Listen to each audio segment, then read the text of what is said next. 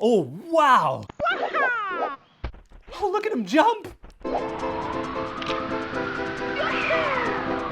Oh my god, he can fly? There's nothing you can't do in this game. Oh, she's missing her baby? You know what? I'm gonna go find it for her. Oh, and I bet it's a cute, adorable little guy. There he is. Come on. I'm trying to help you. Get in the... Oh, there.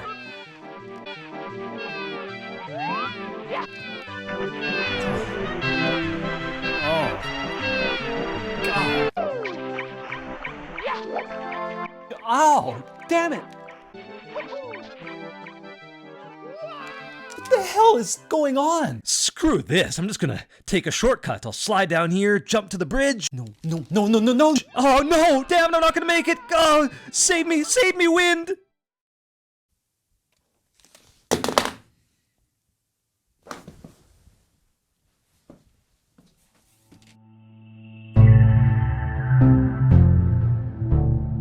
It's good to see ya and welcome to the weekend. Shep here from Gaming Introspection. This is the first in what will be the main content on the channel, our Hits and Misses series. My mission concerns revisiting video games that have had a deep, meaningful impact on the medium, and celebrating the best highlights, or hits, as well as the less looked at pitfalls, or misses, even among the most cherished games of our past. Let's get right to it. Super Mario 64 was Nintendo's flagship title that debuted on the Nintendo 64 over a quarter century ago, on September 29th, 1996 in North America. It dazzled the world with 3D environments, a beautiful soundtrack, and analog controls. But there are thorns among all those roses that people were smelling back in '96. Let's look at one of the landmark games in all of gaming history and find out what still really works and what we really could have done without in this Hits and Misses introspection of Super Mario 64. It's me, Mario. Bye-bye. Feeling blue? Well, here's something that's gonna make you feel great about yourself. You are most likely much younger than I am. And as a result, you can't even fathom what a world of video games would have been like without any 3D games. Yes, 2D games are still going strong too. But for a time, 2D was all that existed. Mario games were no exception. For over a decade, video game fans became entrenched in the consistent excellence of Super Mario Bros. Platformers. But then this beauty comes along. The absolute thrill of running Mario around in a huge world was unprecedented at the time. Subtle movements make him move in tons of different speeds. You could do dozens of different jumps, punches, and acrobatics whenever you wanted. Seriously, let's count how many things you could do. You can jump, double jump, triple jump, long jump, wall jump, side somersault, backflip, crawl, walk, dash, duck, tiptoe, trip, grab, handstand, pole jump, ground pound, punch, kick, jump kick, slide kick, dive, capture, swim in 2 different ways, climb, sidle, and fly. 27 movements that you can pretty much do at any time, at any stage. This was unheard of in 1996. I'd wager the Nintendo 64 version of Mario can still do more moves and techniques than any contemporary game today, Mario or otherwise. Most games we were used to growing up had walk, run, and jump, and maybe a twirl or a jumping attack. That was it.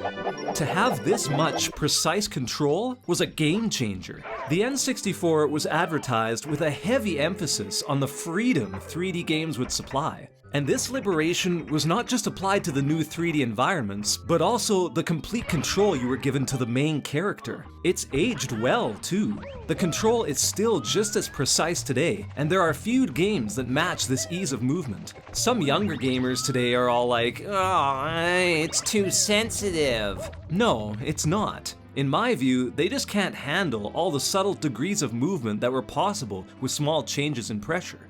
Oh, and older gamers out there, shout it out. How many of you still get a thrill over doing the long jump? Right? It was just so new, and it really gave you the feeling that video games were going to go further than ever before. Now, I'll admit, the 3D camera does put a bit of a damper on this whole control setup. Not only did moving the camera make annoying farting sounds, though not as annoying as something else we'll look at in full detail later, its capability was very limited. It almost never could fully rotate around Mario, meaning you were still at the game's mercy for exactly where you could move it. In the castle hub, sometimes you couldn't move the camera at all. Also, the close-up Mario view, while looking impressive, was so close up, it made it impossible to really see anything while you move the control stick this way and that. And there's certain segments where Mario has to traverse very narrow bridges or hazardous terrain, and when the camera's making a chorus of farts and buzzes as you stumble around, or it zooms in into his overalls while you're trying to tiptoe past a narrow chasm, the frustration can build up into a few minor fits of rage. Still, I believe that the advancements Mario 64 made in precision analog control and the responsiveness far outweigh the pitfalls that its camera system carried with it. Especially given how early this was in the years of 3D game development. It's hard to be criticized for a 3D camera system when you are the pioneer that's trying to set the standard. Bye-bye!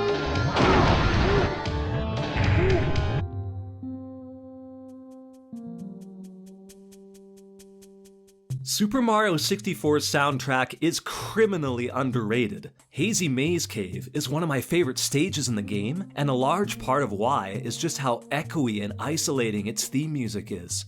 It remixes the classic underground theme that was already cherished from older Mario games.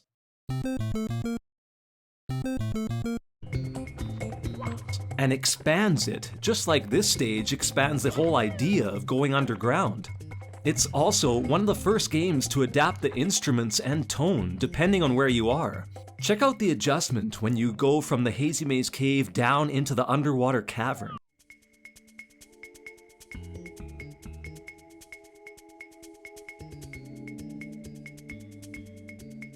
Subtle, but powerful. Similarly, desert themes sound very outlandish, and they give you the feeling of being stranded in a far-off world.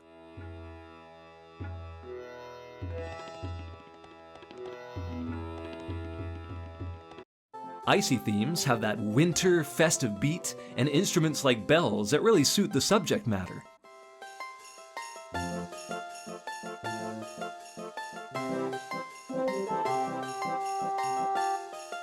And Bowser's World has an intimidating and epic opening that persists all the way through the stage.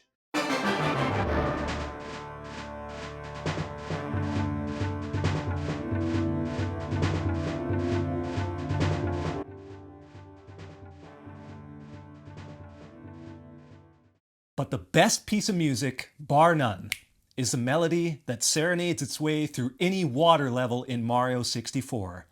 Listen to this.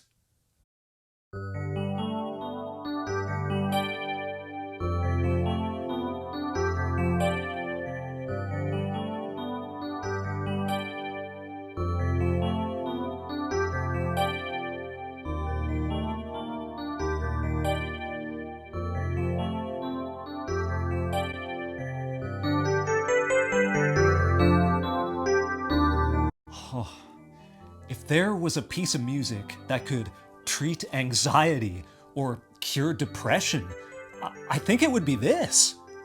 It's just so soothing, gentle and calm, and extra instruments join in the harmonies as you actually enter the water within the stage.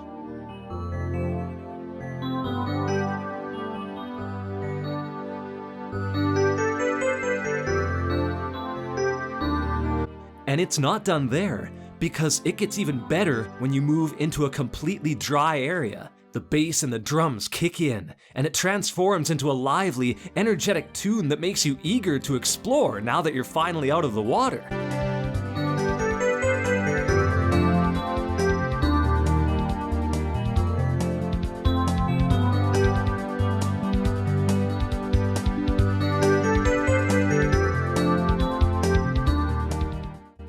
Jolly Roger's theme is it's just flawless. How could you frown and be mad at the world if you're listening to this?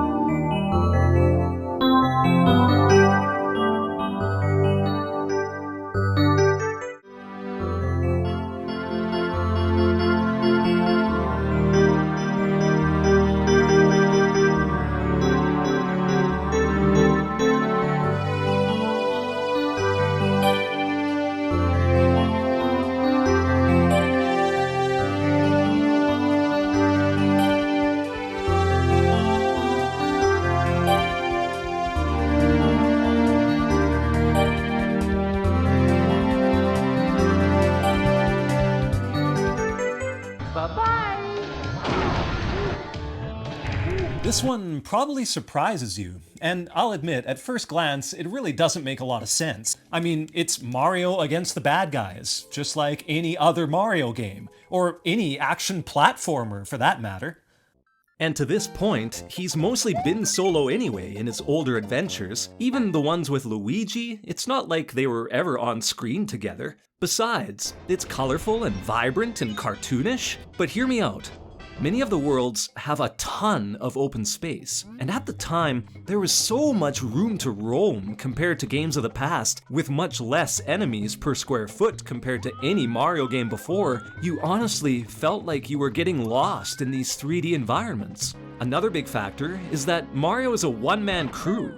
He doesn't have hardly any helpful characters or friends to talk to. Aforementioned Luigi is completely absent. I mean, maybe he's still stuck in the pages of Mario RPG's manual. Yoshi, as we'll establish later, is trapped on the castle roof for God knows what reason. And Peach isn't just kidnapped like the older games, she's literally displaced and part of a glass window on top of the castle. Toad? Well, the Toad is like a shape-shifting, multi-cloned entity that just rarely pops up and is honestly kind of creepy. And what the hell? There's two in the same hallway of the castle. You see that, right? Is that the same Toad?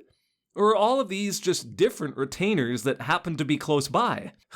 This just gets creepier all the time. Actually, the only one that's technically with you for the entire journey is the Lakitu camera crew, which you can only see in one room of the castle that's littered with mirrors. And they're silent after their introductory tutorial. Even Bowser, at the very start of the game, tells Mario flat out, "No one's home." That evil Bowser laugh is the only recurring voice clip besides Mario's that we hear.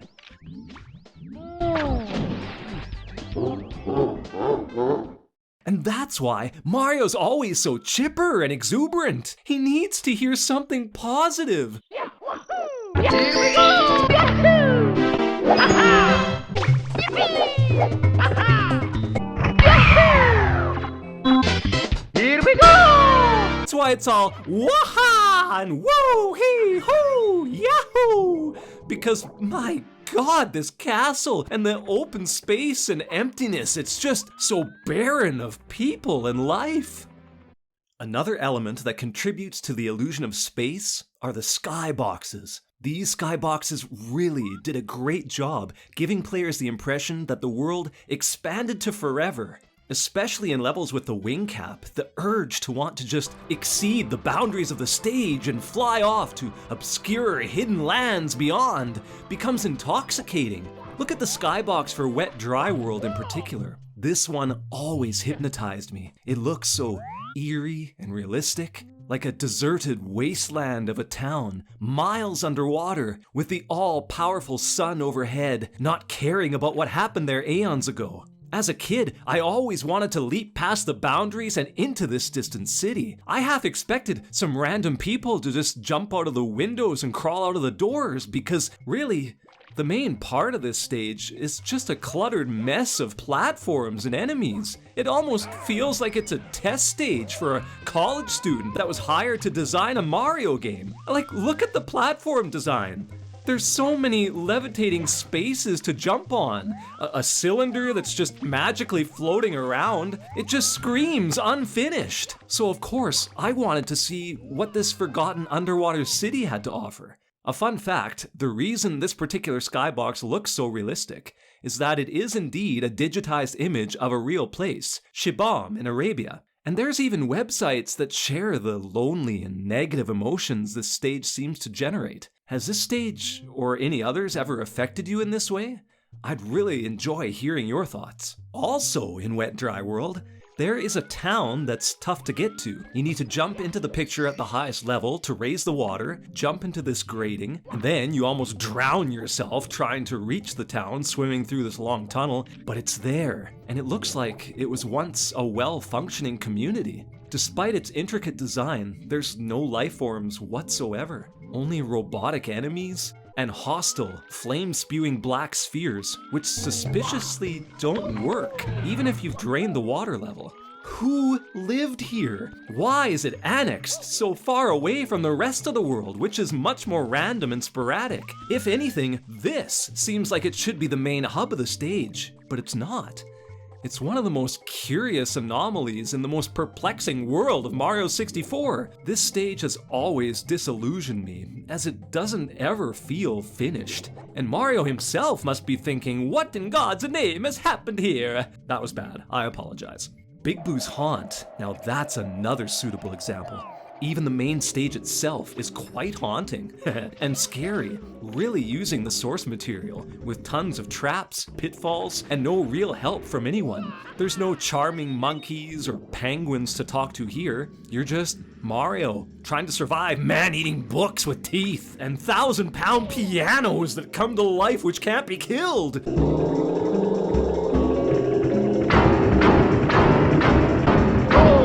It's actually almost like a cartoon version of the Spencer Mansion from the Resident Evil games of old.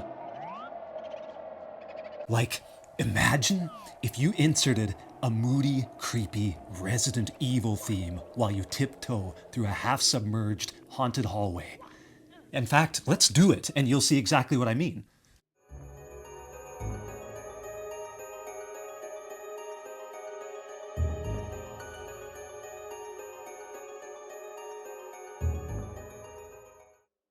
Come on, admit it. That's damn creepy. But the hopelessness and misery of the stage really stands out if you reach the peak of the mansion and look up and away into the moon and the forest beyond. You feel like you are truly the only human life form in 100 square miles, completely isolated from the rest of the world. It makes you wonder just what's out there in that opaque darkness, the brambles of the trees and the cold night. It's an honest kind of legitimate spooky feeling.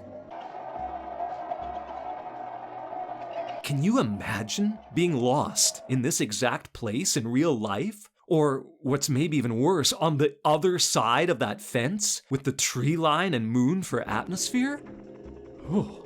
The Boo enemies in particular do a great job at foreshadowing the level too. You venture into the most peaceful courtyard possible, the one place in the castle that should give you a sense of peace, but it's infested with ghosts. And that tiny model of the house, initially simply just a confusing object that emerges from a defeated ghost body, instantly becomes a lot more foreboding as it teleports Mario away from the serene atmosphere and deep into its oppressive environment.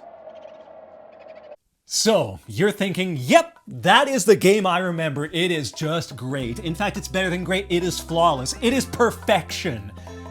And, you know, after going through the hits that we just went through, you might have a good argument that... That was strange. Anyway, where was I? Oh yeah, so Mario 64 is definitely one of the best ever... Sorry. But we can definitely, at the very least, say that Mario 64... Shut up!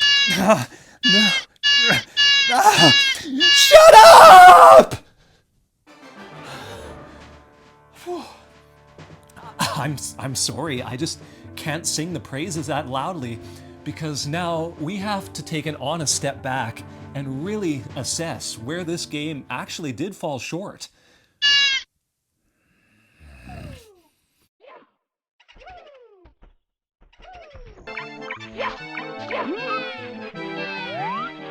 Oh dear God! In a game with such a fantastic soundtrack and sound effects, why, in all that is good and decent, did the programmers loop this obnoxious, high-pitched whining for the entire duration of Mario's Fetch Quest? It's bad enough you have to move around with your controls extremely limited, but to do it all while hearing wah, wah, wah, it's just, it's an abomination! There are 120 stars to collect in this game. I honestly only wanted to collect 119 of them, all because of this. It's like the game is trying to prepare you for a possible parenthood in which there are incessant whining toddlers in the back of the car complaining ad nauseum about when they are going to arrive at the destination that you had promised. More frustration on top of this. If you try and do the cool sliding route, you get your ass flattened by a snowball. And the game has the audacity to tease you with an easy-to-find penguin. The thing is literally an identical polygonal copy of the other one. But when you take it to the mom, she's like, "How could you possibly mistake my baby for this one?" How indeed? Really? The developers purposely put this dialogue there to piss us off. I hope you have patience, because you're going to need it for this star. It's even hard to grab onto the thing. The ice is so slippery, there's no traction. You just glide back and forth, punching the air while the penguin waddles near death at the edge of a cliff. And before you mention it, yes, I know, you can easily complete this star by picking up the penguin, jumping off from the starting top layer, and burying your ass in the snow. But you don't know that when you first play this game, and look at what happens when I try to do it.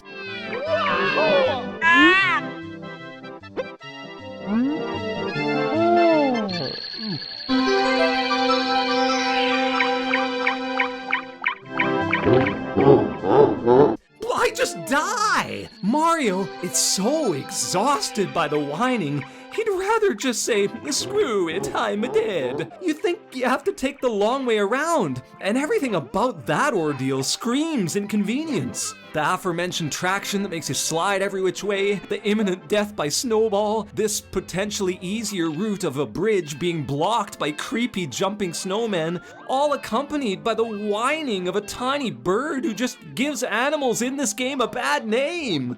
Actually, the animals in this game as a whole are all just little pricks. There's Mips, the rabbit, who you have to chase around a flooded basement multiple times just to complete your star collection. And unless you figure out the angle he's going to dart out at, this can go on for a long time. Come here.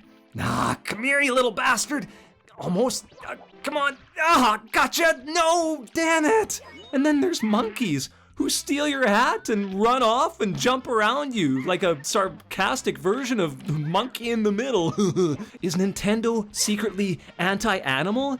Do they not want nature to thrive? I mean, my god, Yoshi is stranded on top of the castle, and he's not found for weeks, with no food or anything besides these 3 rotten mushrooms that he's loyally guarding for Mario, which doesn't make sense because when you find him, he gives him 100 extra lives anyway. Eat the damn things. What else are you gonna eat up there? Did the princess commission Yoshi to re-shingle the castle roof? Is this slave labor? Why is there so much maltreatment going on in Mario's universe? Caterpillars get brutally bashed and their homes flooded. Owls get blamed for killing plumbers who are too fat. And sea monsters need to sustain back trauma before they listen to directions. Oh, wow.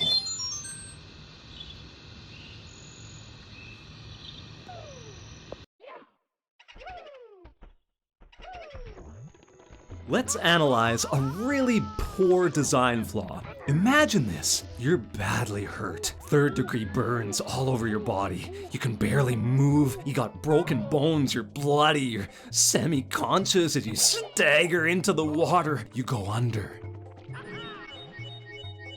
And then you poke your head out and smirk as everything that was wrong instantly goes away. You think I'm exaggerating? Because that's exactly how it works in Mario 64. What exacerbates this further is that it's already tough to die. I mean, look at how many wedges of life there are. There's a complete 8-piece pie that needs to be chipped away before you die. Most attacks only take away 1 from that, and every enemy you kill gives you a coin that gives you 1 back. And it's not like any of the bad guys have complex attack or movement patterns. I mean, Goombas can only dash in straight lines. It's like they forgot that they now exist on a 3D plane and they didn't evolve past their former go left and right only routes. Some enemies give you blue coins, and that refills your meter by more than half.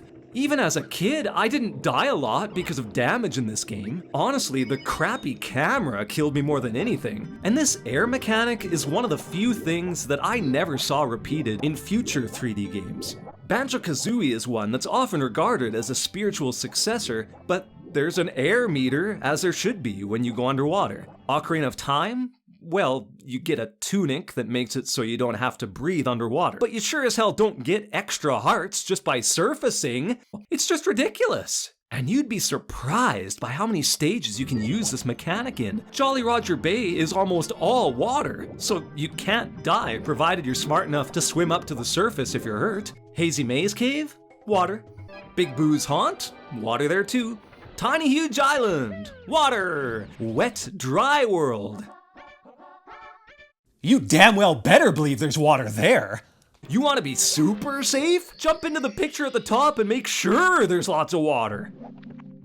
Mario ain't gonna die in this world. This is like some kind of super easy difficulty option that the programmers put in there and then forgot to remove from the normal game. I will concede that the last and toughest levels, Tick-Tock Clock, Rainbow Ride, and Bowser's Final World, don't have any water sources, so at least it's not a challenge breaker for the final push in the game. But damn! It's inconceivable to me that this didn't get changed following playtesting.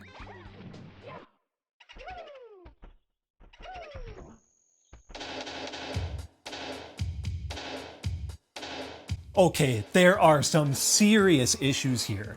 First of all, how the hell does this even work?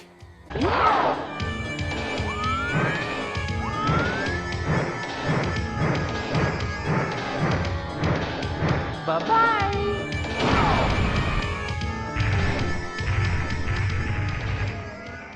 I mean, you grip Bowser's tail with those stubby little plumber fingers? And then you, like, build up some centrifugal force before launching him 300 meters into the air? I want Matt Pat from Game Theory. Actually, that's a really good channel. Definitely subscribe to him, by the way. I would be very thankful if he could calculate how heavy this big bastard is, and also how strong Mario would have to be to even begin to move an inch with this huge thing in his grasp, much less chuck him several hundred feet through the air. Movies and video games have delighted audiences for decades by presenting insurmountable odds and really strong, overpowering villains that force a protagonist to use their quick wits or reflexes or cunning to get out of the situation. And what's Mario's approach to all this? He's a 5'1", slightly overweight plumber who is vulnerable to fire, as the game makes very clear. With that being the case, Mario devises that the best solution possible is to dodge and jump around fireballs, use his stubby fingers to grip a gargantuan Koopa turtle, and heave it hundreds of feet through space. Makes absolutely perfect sense. So, the concept itself is absolutely ridiculous. But does it play well? No! It's just a constant animation loop of Mario running around to Bowser's ass, followed by this rotation, acting as if he has a discus in his hand instead of a huge lizard, and trying to time your release point to send him into some convenient bombs that are scattered around this island. Honestly, it's barely any different than the very first boss fight of the game, which is also pretty poor. I mean, I know it's the first stage, but just observe how slow King Bob-omb is. Mario can almost crawl faster than this guy moves. I can't believe what I'm looking at. The only difference is Bowser can shoot projectiles at you, but you'd have to have the reflexes of a sloth to get hit by it. I mean, listen to his huge inhale before he even does anything. Who would just stand there and wait to die? And the worst part of the tossing mechanic? This is it. This is as in-depth as the Bowser fights go throughout the entire game. It's the same every time. Bowser in the Fire World has a fight that plays out identically. Sure, he tips the stage and has some little teleporting moves, but you won't even see much of that new stuff because you'll just see the bombs and you'll think, oh yeah, I know what to do, okay. And it just takes one bomb toss. Again! The third fight is still the same, except that there's not as much room to maneuver and you actually do have to at least throw him into 3 bombs instead of 1. But my god. Here's the real problem with this. During the rest of the game, you are constantly being challenged by new settings, new enemies, and new routes to get difficult power stars. Even previous events like the slide in Peach's castle have different variations and difficulty spikes as you progress through the game. It's adapting and changing and building up new ways to do similar tasks. There's also smaller, level-specific bosses that are more difficult than the final boss. The Wiggler Caterpillar at least charges quickly after you when you stomped on him a couple times, making it tough to dodge and jump perfectly on his one vulnerable weak spot. The Sand Temple's fists, or hands, or whatever the hell they are, they have several different attacks and are only vulnerable in the iris at certain times. It can also shove you right off and make you painfully scale the pyramid all over again just to get another shot. Even the Lava Bully boss is invincible unless you're lucky enough to send him over the edge, and he really punishes your timing. A couple of falls into the lava and you're done, with no magically appearing coins like Bowser's fire does to help you back on your feet. Why is Bowser treated as just a repetitive chore or minigame that just has to exist in order to move the game along? Remember the original Mario Brothers? Remember how Mario defeated Bowser then? He knew he didn't stand a chance with one-on-one combat, and the fireballs were a lot more lethal in their first battles. They even traveled 2 screens across. So, Mario has to pull some sick dodging moves, run underneath or over top of them, just so he can trip the switch to make the bridge collapse. That makes sense. Bowser's tough, but he won't survive complete submersion in magma. That's Mario showing some quick reflexes and quick thinking. But here, he just leisurely strolls to Bowser's backside, picks him up, and throws him into a spike bomb. And Bowser, he doesn't even look that hurt. He just kind of cries like a toddler.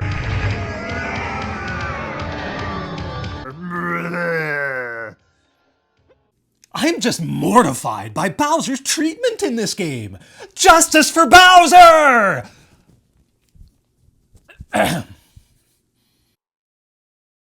If you were born after the year 2000, you would probably be forgiven for wondering why anyone would have really enjoyed this game, or even played it in the first place. Games have improved tenfold since 1996, 3D platformers included. But there's something that's still owed to Mario 64 every time a new 3D adventure is released. Its firsts are still some of the most iconic and cherished attributes of quality 3D games. Camera movement, pinpoint controls, the feeling of being able to explore anything and anywhere you'd like. This game really deserved all the praise it got a quarter century ago. There are moments that we've studied that still baffle me and are pretty unforgivable regardless of the era, but you can't let those trifles dismantle what is still a legendary game. Well, gamers, what were your iconic memories from Mario 64? What hits did I miss? And what misses did I fail to hit? Please let me know in the comments. And check back next time in a couple weeks. That episode is going to be legendary. Have a great weekend, gamers. We will see you next time on Gaming Introspection.